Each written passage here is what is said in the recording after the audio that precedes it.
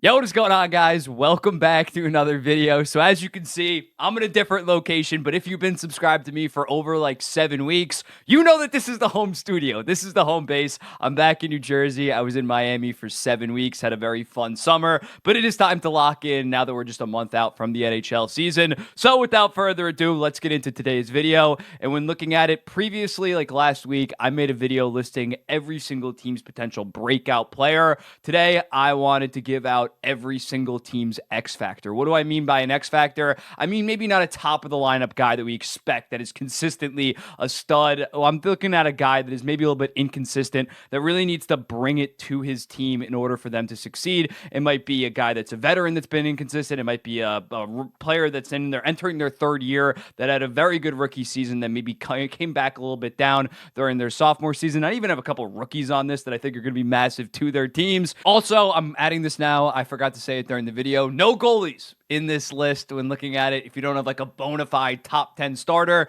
your biggest X factor is by far your goalie, considering how much they can either make or break your season. So without further ado, let's get into it. And up first for the Carolina Hurricanes, I got Jesperi Kotkaniemi. When looking at it, he was pretty solid for them in the 2023 season. He had 43 points, but then this year that dropped all the way down to 27 points, including 14 points in his final 65 games. And when looking at this Carolina Hurricanes forward core this year, it's really not that impressive compared to prior years. So they're going to need him. You can't expect him to be like a legit 55 to 60 point shutdown second line center. But if you can get back to around mid 40-ish points while being solid defensively, that is going to go a very long way for this Carolina Hurricanes team. And it's honestly what he has to do. If he only goes for like 35 points and Jack Drury doesn't break out, I think he was my pick for their breakout player, it might potentially be a very long season for the Carolina Hurricanes, especially considering the other Metro teams that massively improved while they lost so much. So Kotkaniemi is definitely their X factor entering next season. For the Minnesota Wild,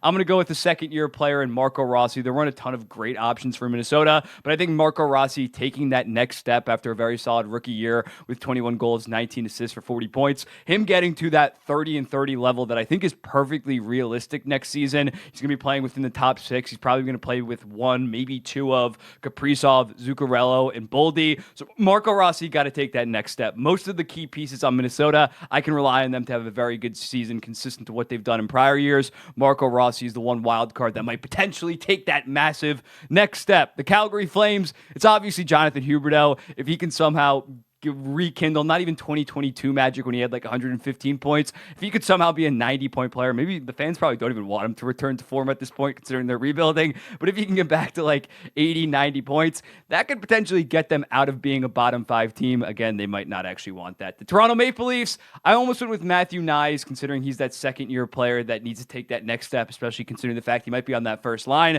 but I'm going to go with the guy that's slated as their second line left wing right now. I'm going to go with Bobby McMann. I don't expect some monster season, but I think getting something like a 16 goal, 21 assists, 37 point season from this guy, considering he makes like basically nothing. I think he makes like 1.2, $1.3 million.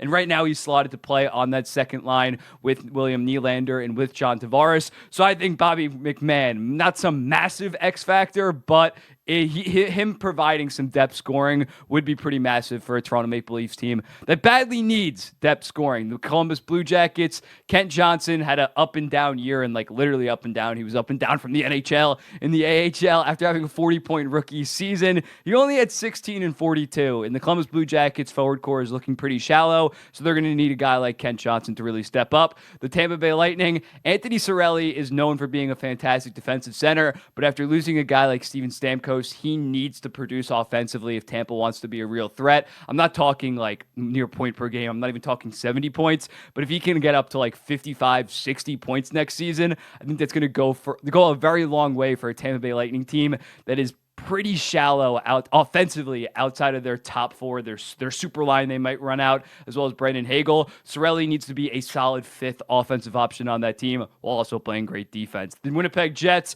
I'm going to go with Neil Pionk. I don't expect like greatness from Neil Pionk, but if he can be a solid second pair defenseman, I think that's going to go a long way for the team that doesn't really have the most impressive defense core outside of Josh Morrissey, who I'm very high on. The Vancouver Canucks, it's got to be Jake DeBrusk, who they just brought in through free agency. When looking at him in 2023 for the Boston Bruins, he was a stud. I mean, everybody in the Boston Bruins was kind of a stud, but him in particular had 27 goals, 23 assists, 50 points in just 64 games this season. Boston was still a very good team, but he kind of fell off by a decent margin with only 19 goals, 21 assists, 40 points. That's not going to cut it if he puts up those numbers on the Vancouver Canucks this season, especially considering the fact right now he's slotted to play with Elias Pettersson.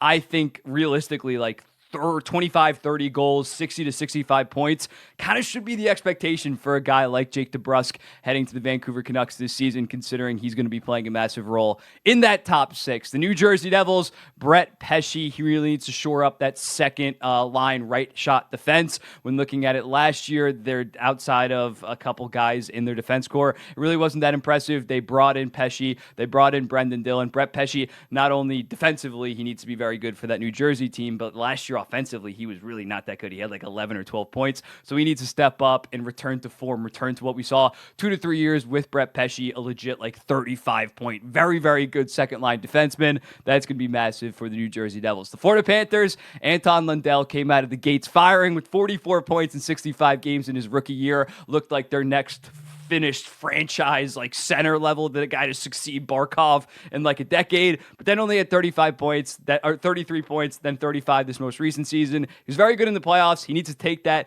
carry that into next season and be a very good third line center. And again, I think that he might eventually take over that second line center position for the Florida Panthers. You could also maybe go with like a Kulikov or like a Nate Schmidt, considering the defense core is pretty weak, but I think Lundell taking that next step is going to be pretty big for them coming into next year. Chicago Blackhawks, Taylor Hall, if he can rehab and be 100% this season after tearing his ACL, I think he can be a solid running mate for Connor Bedard. I still think that he could potentially have like a 60, 65-point season up his sleeve, and I think that would be massive for the overall development of the team, considering he's a veteran guy, and I still think he has some juice in him. The Edmonton Oilers, it's obviously Darnell Nurse. He doesn't have to be a $9.25 million defenseman, but if he could just be a solid second pair guy that's worth 5 to 6, maybe not $7 million, but if you can just be a reliable second pair guy, does not need to be great. You have that amazing top pair, but Darnell Nurse cannot be a goddamn liability like we saw at times during the playoffs.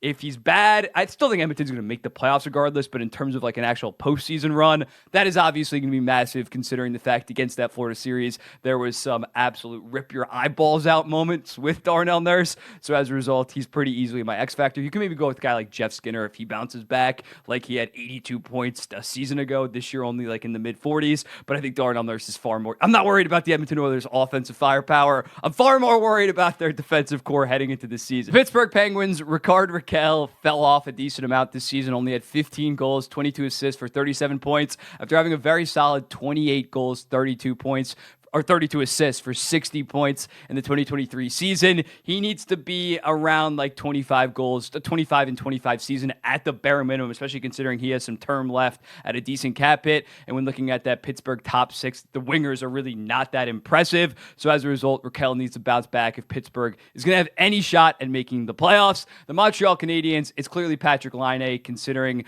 the both physical and mental stuff that he has gone through in recent years. Hopefully he's 100%. And if he is 100%, he can legitimately walk in and be a 35 and 35 level guy, even on that second line, on that top power play. He can be a really special player right out of the gate, something that Montreal has really been lacking outside of their first line. I think that's like the most surefire, like X factor in terms of a team is by far Patrick Laine with the Montreal Canadiens. The Utah Hockey Club, they paid a decent amount to get Mikhail Sergachev, and it is a risky transaction given the fact that he's coming off a massive leg break. And yes, he did come back for the playoffs, but he only played like 17, 18 minutes a night. It's not in 2 games only, so that's not a big enough of a sample size for me to say that this guy is going to be back to his 2023 form when he had 64 points. Maybe he does that. I'm hoping. I'm a fan of Utah. I hope that he does that, but also you could potentially see him maybe just not be the same defenseman yet again. So that is a massive gamble for the Utah Hockey Club, and he is definitely their X factor heading into next season. Anaheim Ducks, Trevor Zegras, considering the fact that this guy had back-to-back 60-point seasons right out of the gate, and then last year kind of Just not good, dealing with injuries, and was like just below half a point per game. So in order for the Anaheim Ducks to take that next step, again, Zegras, I don't think is the franchise center at this point. It's clearly Leo Carlsson and then Mason McTavish next, but Zegras is probably going to be on the wing, and he's going to have to go around 60 points yet again to restore faith in him, restore his reputation as being one of the most exciting young offensive talents in the NHL. The Philadelphia Flyers, Sean Couturier, it's unrealistic after coming back from his back injuries to expect him to be 2018 through 2022 Sean Couturier, where this guy was like 75-point pace and like a top 3 defensive center in the entire NHL. But you just got to give me, you got to be good defensively, which he was last year, but you got to give me like 55, maybe 60 points. When looking at it last year, he only had 38 points. He needs to bring some offensive oomph because he probably is going to be the number 1 center on Philadelphia, considering the fact it's like him and Morgan Frost. Hopefully he plays with Travis Konechny or plays with Matvei Michkov, so maybe he will get those offensive numbers up, and that's going to be essential in order for Philadelphia to have the firepower to be an actual team that's in the hunt for the wild card in the Eastern Conference. The Ottawa Senators, Josh Norris, similarly to Sean Couturier, hasn't been the same ever since dealing with those shoulder injuries. Looked so good in, what was it, the 2022 season when he had 35 goals in like 65 games. Has not been the player since, only played 9 games in 2023. 2024 had like 31 points in 50 games. So he doesn't need to put up 40 goal pace like he did in 2022, but he needs to step up and be fully healthy this season and give you around 55, 60 points for an Ottawa Senators team that they have an okay forward core past that first line, but that first line is kind of their big heavy hitter right now. Outside of that, there's a lot of question marks. So Josh Norris at like an $8 million cap hit, what's it, $7.95 million? He needs to step up. He is the X factor for the Ottawa Senators. The Nashville Predators, Tommy Novak, this guy came out flying. He had 43 points in 51 games in his first full NHL season. Last year, still solid, 45 points in 71 games, but he was probably going to be the second line center potentially on the Nashville Predators,